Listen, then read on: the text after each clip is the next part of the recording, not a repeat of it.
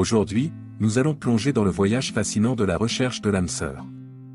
C'est une quête qui a inspiré des poètes, des écrivains et des chercheurs depuis des siècles. Que signifie vraiment trouver notre âme sœur, et comment pouvons-nous naviguer dans cette recherche avec sagesse et clarté? Dans cette vidéo, nous allons explorer ce voyage en 6 chapitres captivants. Alors, installez-vous confortablement, et commençons. Chapitre 1, comprendre le concept d'âme sœur. Le concept d'âme sœur a fasciné l'humanité depuis des siècles. Dans ce premier chapitre, nous plongeons au cœur de cette notion complexe. L'âme sœur est souvent perçue comme une personne destinée à compléter notre existence, à être notre partenaire idéal dans la vie. Cependant, sa signification varie d'une culture à l'autre, allant des croyances spirituelles à l'idée de trouver quelqu'un qui résonne profondément avec notre être. La quête de l'âme sœur peut être chargée d'attente et de mysticisme. Pour certains, elle représente une union prédestinée, tandis que d'autres la considèrent comme une recherche continue de connexion profonde. Comprendre ces différentes perspectives nous permet d'aborder notre propre recherche de manière plus éclairée. L'exploration du concept d'âme sœur nous rappelle également que l'amour et les relations humaines sont des domaines riches et nuancés. La quête de l'âme sœur est bien plus qu'une simple recherche de l'amour, elle est souvent le reflet de notre propre désir de compréhension, de connexion et de croissance personnelle. En explorant cette notion, nous pouvons mieux comprendre nos motivations profondes et les valeurs qui guident notre quête de l'amour authentique. Chapitre 2, l'importance de l'amour de soi.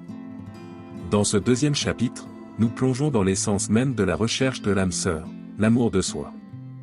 Avant de pouvoir véritablement partager votre vie avec quelqu'un d'autre, il est essentiel de cultiver un amour profond pour vous-même.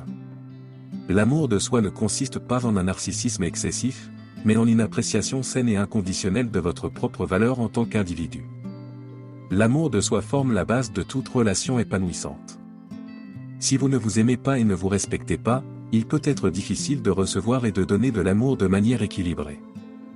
Dans cette partie, nous explorons des techniques et des pratiques pour cultiver l'amour de soi, notamment la méditation, l'autocompassion et la gratitude envers vous-même. Cet amour de soi solide vous permet de naviguer dans le monde des relations de manière plus saine.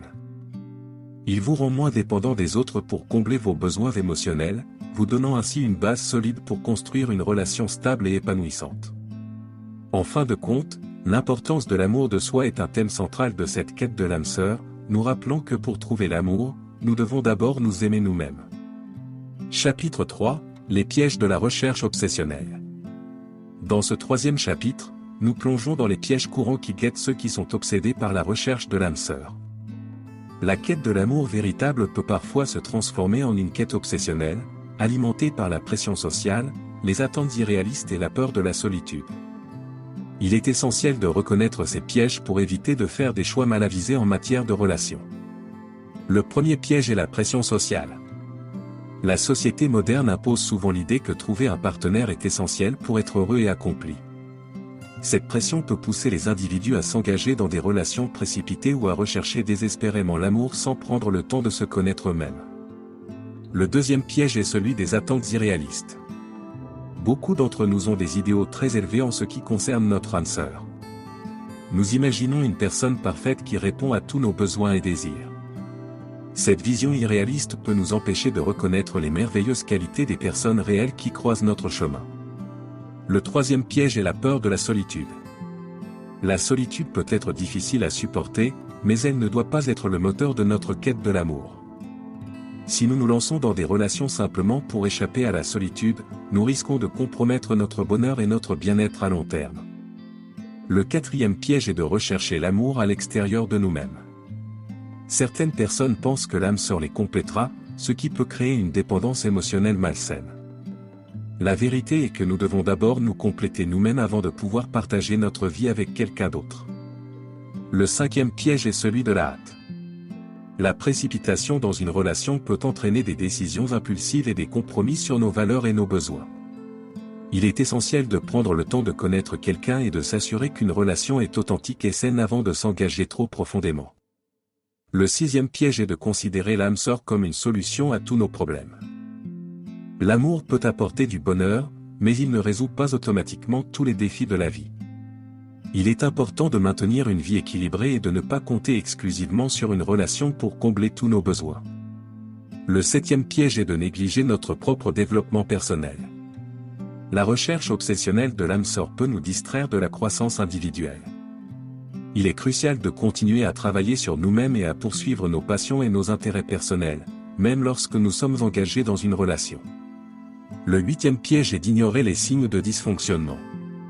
Parfois, nous pouvons être tellement désireux de trouver l'âme sœur que nous ignorons les signaux d'alarme indiquant que la relation n'est pas saine. Il est essentiel de reconnaître et de réagir aux problèmes potentiels pour préserver notre bien-être émotionnel. Chapitre 4, la communication et la connexion authentique. Dans ce 4e chapitre, nous explorons l'importance de la communication et de la connexion authentique dans la quête de l'âme sœur. Les relations significatives sont construites sur une base de compréhension mutuelle, d'empathie et de communication ouverte. Pour établir de telles relations, il est essentiel de cultiver des compétences en matière de communication. La communication authentique consiste à partager vos pensées, vos sentiments et vos besoins de manière sincère et ouverte. Cela crée un espace de confiance où vous pouvez vous exprimer librement et être entendu par votre partenaire. Dans cette partie, nous discutons des techniques pour améliorer la communication, notamment l'écoute active, la communication non violente et l'expression de soi de manière respectueuse. La connexion authentique va au-delà des mots. Il s'agit de comprendre et de ressentir la personne que vous avez en face de vous. Nous explorons des moyens de créer une connexion émotionnelle profonde avec votre partenaire potentiel, en reconnaissant et en répondant à ses besoins émotionnels. Chapitre 5, l'art de la patience et de la persévérance. Ce 5e chapitre se penche sur l'importance de la patience et de la persévérance dans la quête de l'âme sœur. Il est essentiel de comprendre que trouver une relation significative peut prendre du temps et nécessiter une dose considérable de patience. Dans une société où l'instantanéité est valorisée, il est crucial de reconnaître que l'amour véritable ne se manifeste pas toujours rapidement. La patience est nécessaire à plusieurs niveaux. Tout d'abord, il est important de prendre le temps de connaître quelqu'un avant de s'engager émotionnellement. Une relation solide ne se construit pas en un jour, et il est essentiel de laisser les choses se développer naturellement. La patience vous permet de découvrir la personne derrière l'apparence extérieure et de déterminer si une véritable connexion existe. La persévérance est tout aussi cruciale. Il est probable que vous rencontriez des défis et des déceptions dans votre quête de l'âme sœur. Certaines relations ne fonctionneront pas, et c'est normal. Cependant, la persévérance signifie que vous ne renoncez pas à votre recherche à la première difficulté. Vous apprenez des expériences passées, vous ajustez vos attentes et vous continuez à chercher. La patience et la persévérance vous permettent de maintenir une attitude positive et ouverte dans votre recherche de l'amour. Elles vous aident à éviter de vous décourager lorsque les choses ne se déroulent pas comme prévu. En fin de compte, elles vous guident vers une relation qui en vaut la peine et qui répond à vos désirs et besoins les plus profonds. Chapitre 6, l'acceptation et l'authenticité. Dans ce dernier chapitre, nous explorons les thèmes de l'acceptation de soi et de l'authenticité en relation avec la quête de l'âme sœur. L'acceptation de soi est le fondement d'une relation saine, car elle vous permet d'être authentique et de vous montrer tel que vous êtes. L'acceptation de soi consiste à reconnaître et à embrasser vos imperfections, vos faiblesses et vos cicatrices émotionnelles. Lorsque vous vous acceptez pleinement, vous êtes en mesure d'entrer dans une relation sans masquer votre véritable nature. Cela favorise une connexion authentique avec votre partenaire potentiel, car il ou elle vous connaîtra réellement. L'authenticité est la clé pour attirer une âme sœur qui vous correspond réellement.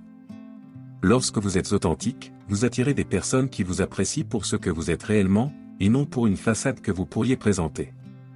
Cela crée une base solide pour une relation épanouissante.